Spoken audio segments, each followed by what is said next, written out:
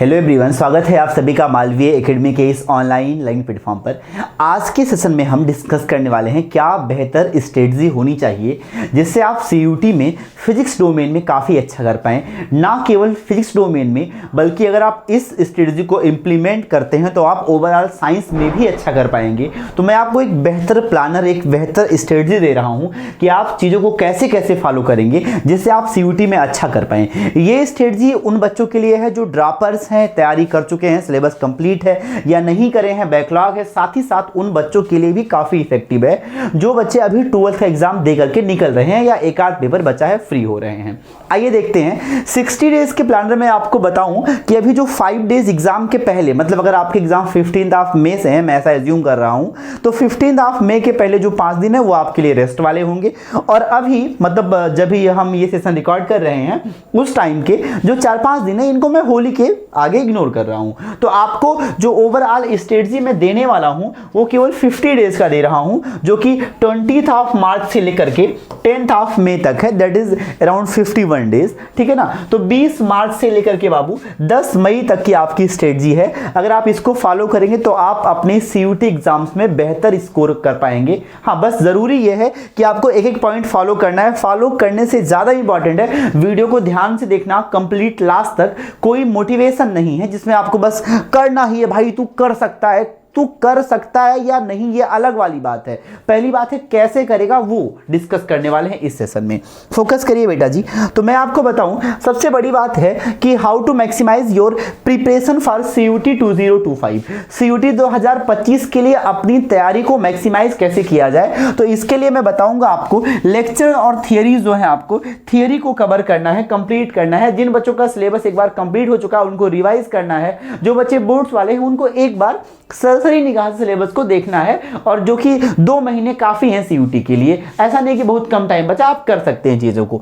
ठीक है। तो लेक्चर और थ्योरी रिवाइज करना है, क्वेश्चन प्रैक्टिस करनी है, थियरी का रिवीजन करना है जो कि हम लोग शॉर्ट नोट्स के फॉर्म में करवाते हैं। कुछ शॉर्ट नोट्स मैं दूंगा आपको, बाकी आप खुद से भी बनाएंगे, बेहतर ज्यादा बेटर होगा आप खुद से बनाएं।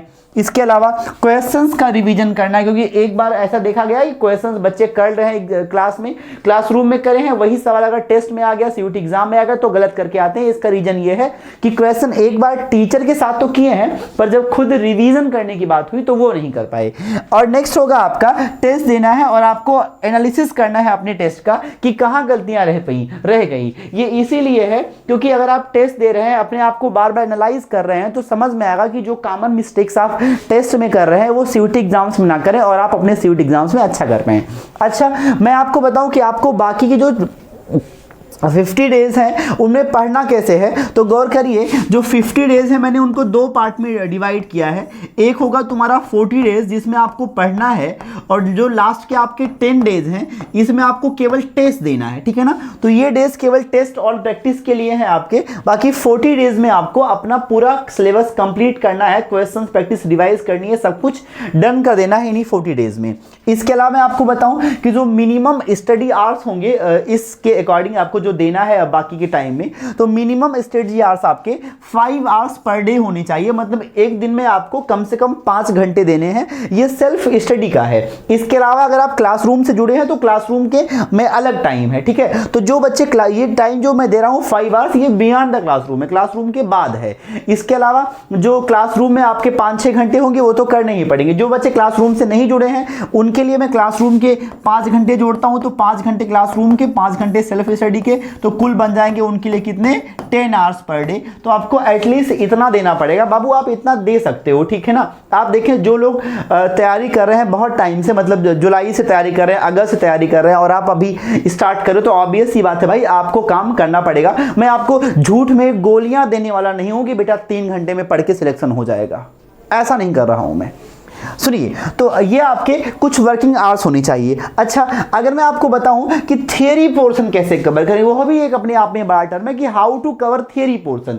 तो मैं बताऊं आपको थियरी पोर्शन में है कि जो बच्चे जो होंगे वो 2 कैटेगरीज के हो सकते हैं। एक वो जो बोर्ड वाले बच्चे हैं, इस बार बोर्ड दे रहे हैं, ऑब्वियस सी बात है भाई कि हर किसी को बोर्ड की चिंता होती है और अभी तक आपने बोर्ड ही पूरी तरह से फोकस किया है, सीयूटी पर उतना फोकस नहीं कर पाए, उतना समय नहीं था। एग्जाम था तो एग्जाम में शुरू में कुछ सोचे थे कि अगस्त सितंबर में ना अक्टूबर में हम बोर्ड और सीयूटी साथ साथ कर लेंगे, पर जब एग्जाम पास आया धड़कनें तेज बढ़ती रही तो हम कंप्लीट फोकस अपना शिफ्ट कर दिए बोर्ड की ओर। तो ये बोर्ड वाले बच्चे हैं। उसके पहले जो ड्रापर बच्चे हैं, ड्रापर बच्चों में एक वो बच्चे होंगे जो अपनी मालवीय एकेडमी के साथ जुड़े हैं, हमारे साथ जुड़े हैं, वो तैयारी कर रहे हैं। अब जो बच्चे मालवीय एकेडमी के साथ जुड़े हैं, मैं आपको बता दूं उनका उमंग 1.0 में रहे या 2.0 में रहे, सिलेबस उमंग 1.0 में कंप्लीट हो चुका है, 2.0 में रिवीजन चल रहा है ना। तो उनका सिलेबस एक बार खत्म हो चुका है, ठीक है, और एक बार में रिवीजन चल रहा है।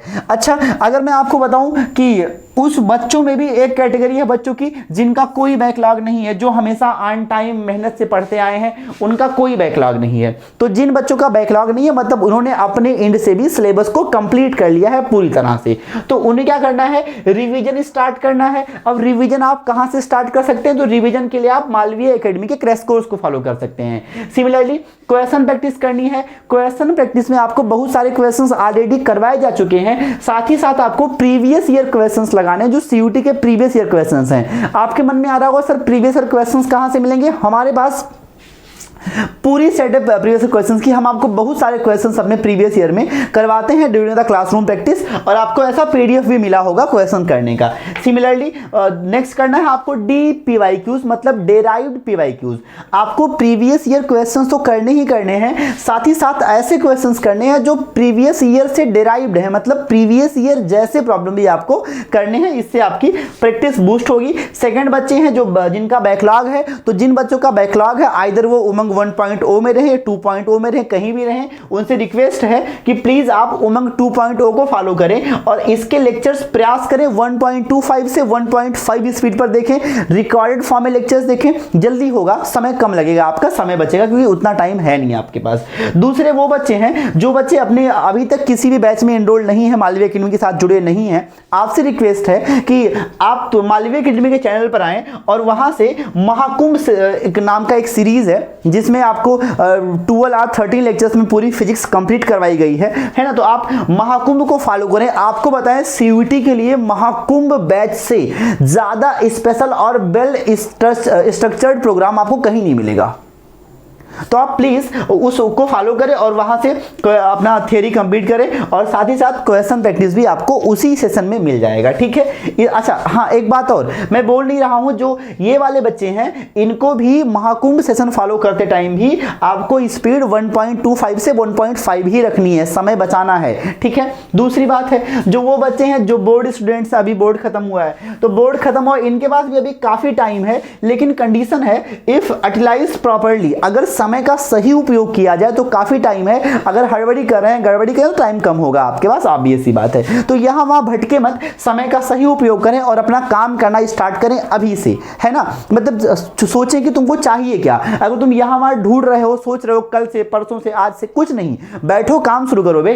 देखिए इसमें क्या करना है आपको कि फॉलो द प्लानर स्ट्रिक्टली। जो मैं आपको स्ट्रेटजी दे रहा हूं, आपसे रिक्वेस्ट है प्लीज कि 2 महीने फॉलो कर लो, आप अपनी ड्रीम यूनिवर्सिटी में पहुंच जाओगे। फिर कुछ ना करना, बस लास्ट के 2 महीने मांग रहा हूं भाई, कर लो फॉलो।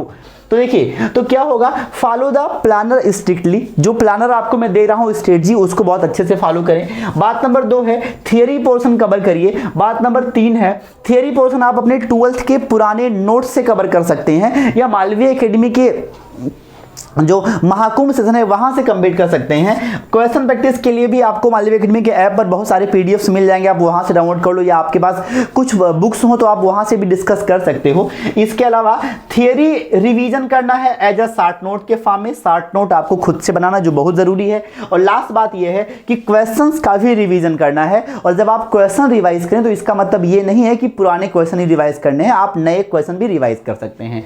अगर आप ये चाहते हैं कि ये जो सारा पूरा सेटअप है जिसमें आपको प्लानर को स्ट्रिक्टली फॉलो करवा दिया जाए, सबसे बड़ी समस्या क्या है, आप जानते हैं मुझसे बेटर हैं पर चीजों को फॉलो नहीं कर पा रहे हैं। अगर आप चाहते हैं कि चीजों को हम स्ट्रिक्टली फॉलो करें, हमारे साथ हम आपको गाइड करें, इसके साथ थियरी पोर्शन भी आपको एक वेल स्ट्रक्चर्ड और डिजाइंड वे में मिले, पहले से ही उन पॉइंट को ज्यादा फोकस और स्पेशल बता के पढ़ाया जाए जहां से प्रश्न उठते हैं सीयूटी में। क्वेश्चन प्रैक्टिस के लिए आपको एक वेल स्ट्रक्चर्ड मटेरियल मिल जाए और थियरी रिवाइज हो जाए, शॉर्ट नोट बनवा दिया जाए, साथ ही साथ क्वेश्चंस का रिवीजन भी हो जाए, तो इसके लिए आप ज्वाइन कर सकते हैं मालवीय एकेडमी के क्रैश कोर्स वाले बैच को।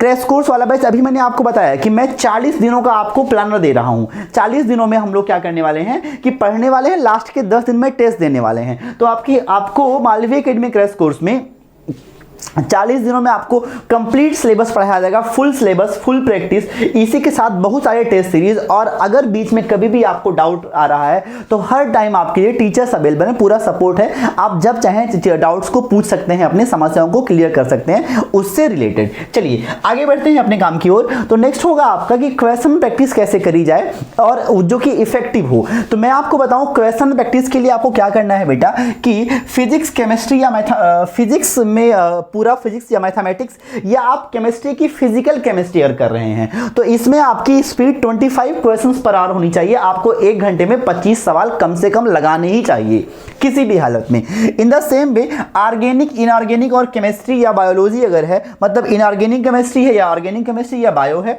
तो इसमें आपको 35 क्वेश्चंस पर आवर कर ही लेनी चाहिए कैसे भी करके। अच्छा, अगर मैं बताऊं कि फर्स्ट 40 डेज का शेड्यूल क्या होने वाला है बेटा, तो फर्स्ट 40 डेज आपको मैंने अभी बताया है कि 5 घंटे देने हैं बियॉन्ड क्लासरूम। मैं मान रहा हूं कि आपको क्लासरूम में जो आपके 4-5 घंटे लग रहे हैं, तो क्लासरूम में आपको एक नॉर्मल क्वेश्चन प्रैक्टिस हो जाएगी। क्लासरूम में टीचर पढ़ाएगा तो उसी के साथ आपको शॉर्ट नोट बनाने का समय मिलेगा क्लासरूम में। तो क्लासरूम से थियरी पढ़ लेंगे आप, शॉर्ट नोट्स बना लेंगे, क्वेश्चन की प्रैक्टिस कर लेंगे। बाकी आपको क्वेश्चन रिवीजन, क्वेश्चन प्रैक्टिस, 2 चीजें आपके हाथ में बच जा रही हैं। तो उनके लिए आपको 5 घंटे खुद से देने हैं। तो 5 घंटे खुद से देने हैं, कैसे देंगे आप? इसमें से आप 1.5 घंटा फिजिक्स के लिए देंगे और 1 घंटे में फिजिक्स के 25 सवाल होते हैं, तो 1.5 घंटे में लगभग 37-38 सवाल होंगे। तो आप, मैं मान रहा हूं कि आप 40 क्वेश्चंस कर लेंगे यहां से। तो 40 क्वेश्चंस आप फिजिक्स के करेंगे 1.5 घंटे में। 1.5 घंटे केमिस्ट्री के लिए, इसमें आपको 40 सवाल ही करने हैं। 1.5 घंटे मैथमेटिक्स और बायोलॉजी में, तो मैथमेटिक्स में भी आप 40 सवाल करेंगे, बायोलॉजी में आप 45 सवाल कर लेंगे। क्वेश्चन का लेवल थोड़ा सा ईजी होता है, ठीक है ना। तो ये होगा आपका फर्स्ट 40 डेज का सेल्फ स्टडी का शेड्यूल। ये तब मैं आपको बता रहा हूं जिस टाइम आप थियरी रिवाइज कर चुके हैं अपने क्रैश कोर्स से, सारी चीजें आपने शॉर्ट नोट थोड़ा सा बना ली है, रेडी कर ली है। तो ये आपका टर्म है, आप ध्यान दीजिएगा प्लीज। अगर मैं बताऊं कि ये 40 मतलब एक पीसीएम या पीसीबी वाला बच्चा एवरेज 120 क्वेश्चंस पर डे लगा रहा है। अगर आप एक दिन में 120 क्वेश्चंस लगा रहे हो तो टोटल नंबर ऑफ क्वेश्चंस 40 दिन में कितने हो जाएंगे? 4800, मतलब अराउंड ऑफ 5000 क्वेश्चंस प्रैक्टिस कर चुकेंगे इन 48 डेज में, और ये सीयूटी के लिए मोर देन इनफ है। आगे बढ़िएगा। नेक्स्ट मैं आपको बताऊं कि अब हम टेस्ट कैसे करें। तो जो लास्ट के 10 डेज बच रहे हैं, मतलब 40 डेज में आपने अपना सिलेबस कंप्लीट कर लिया है अच्छे से, तो जो लास्ट के 10 डेज बचेंगे इसमें आपको क्या करना है कि 1 paper of each subject per day, आपको पर डे हर सब्जेक्ट का एक पेपर लगाना है। मतलब एक सब्जेक्ट, एक पेपर फिजिक्स का, एक मैथ्स का, एक केमिस्ट्री का। ये जो बच्चे बायोलॉजी वाले हैं वो पीसीबी या पीसीएम, एक दिन में 3 घंटे आपको टेस्ट लगाना है। और फिर साथ ही साथ आपको एनालाइज टेस्ट पेपर को खुद से एनालाइज करना है। हालांकि खुद से एनालाइज करना टाइम टेकिंग है, तो आप तुरंत वीडियो सॉल्यूशन देख लें उसका, टेस्ट का तुरंत आप वीडियो सॉल्यूशन देखें गलतियां कहां कर रहे हैं आप, कहां आप क्या चीजें मिस कर रहे हैं, तो आप यहां से उसको देखें और अपनी तैयारी को बूस्ट कर सकते हैं लास्ट के 10 डेज में टेस्ट दे करके, ठीक है। तो ये पूरा पैटर्न हमारा रहने वाला है। मैं आपको बताऊं फिजिक्स स्पेशल के लिए रणनीति क्या होने वाली है, आपको क्या क्या करना होगा फिजिक्स स्पेशल के लिए। तो सबसे पहली बात है कि 1.5 बार ईच डे थियरी और शॉर्ट नोट बनाना है। ये आप खुद से बैठ के बना सकते हैं, और अगर आप हमारे साथ किसी बैच में जुड़े हैं तो फिर बात ही अलग है। तो मैं ये थ्योरी आपको मैं खुद से करवाऊंगा आपको, और थ्योरी के साथ साथ आप क्लासरूम में बैठे बैठे शॉर्ट नोट्स बना सकते हैं, ठीक है ना। ठीक है, अगर आप ऑफलाइन हैं तो और बेटर है, आप पर्सनल क्लास के बाद तुरंत डाउट हमेशा मिल सकते हैं, हमेशा हर चीज़ में जो कमियां हैं वो डिस्कस कर सकते हैं, ये वो ठीक है। अगर आप ऑफलाइन नहीं आ पा रहे हैं तो आप ऑनलाइन जुड़िए और वहां से भी काम कर सकते हैं बहुत सारा अच्छा खासा ना, ठीक है। तो ये वाला पार्ट मैं करवा दूंगा। अगर आप नहीं जुड़ पा रहे हैं किसी रीजन से तो फिर भी सही है, आप खुद से तैयारी करिए, पर ये ड्यूरेशन जरूर फॉलो करिए, है ना। सुनिए, अगली बात है कि अगर आप 1 आवर ईच डे नए क्वेश्चन प्रैक्टिस करें, 1 घंटा रोज आप नए क्वेश्चन लगाएं और 30 मिनट आप पुराने क्वेश्चन लगाएं। आपको मैं बताऊं कि जो 1 घंटे में नए क्वेश्चन लगाएंगे आप, ध्यान दे बेटा, तो आपको क्या करना है कि लगभग 25 क्वेश्चन पर डे फिजिक्स में नए ट्राई कर लेने हैं, और इसके अलावा जो आधा घंटा बच रहा है उसमें आपको 15 क्वेश्चन पुराने। अब हालांकि मैंने 40 क्वेश्चन इसीलिए कहा है कि जो 25 क्वेश्चन है नए हैं तो उनमें टाइम लगेगा, पर जो 15 क्वेश्चन है वो तो पुराने क्वेश्चन है, तुम उसको रिवाइज कर चुके हो, एक बार लगा चुके हो, तो उसको लगाने में टाइम नहीं लगेगा, बस रिवाइज हो जाएगा। तो अगर आप इनको स्ट्रिक्टली फॉलो करते रहेंगे कि रोज थियरी और शॉर्ट नोट्स को कंप्लीट करें आप, फिर हर दिन आप नए क्वेश्चंस ट्राई करें, इसके अलावा आप 30 मिनट्स तक क्वेश्चंस का रिवाइज करें, तो theory, short note, theory revision और फिर 1 लाइनर रिवीजन, ये सारा क्लासरूम से हो जा रहा है। ये आपका क्लासरूम वाला प्रोग्राम हो गया। ये आपके 1.5 घंटे जो आपको मैंने खुद से पढ़ने को कहा है उसका हो गया, तो ये लगभग 1.5 घंटे यहाँ, 1.5 घंटे यहाँ, 3 घंटे, और ऐसे 3 घंटे आपके हर सब्जेक्ट में देने हैं। तो 3 फिजिक्स, 3 केमिस्ट्री, 3 मैथमेटिक्स, मतलब कुल 9 घंटे हो रहे हैं। 1 घंटे कुछ मन के रिवाइज कर लो, बस इफेक्टिवली 9 घंटे ही पढ़ना है। 10 घंटे ऐसे बोल दिया है मैंने, 10 घंटे की, 1 आध घंटे तो तुम बीच में चाय पानी पीने जा रहे हो, फिर 15 बार तो वॉशरूम जाना होगा तुम्हें क्लासरूम में, है ना, अल्लाह जाते हो तुम लोग।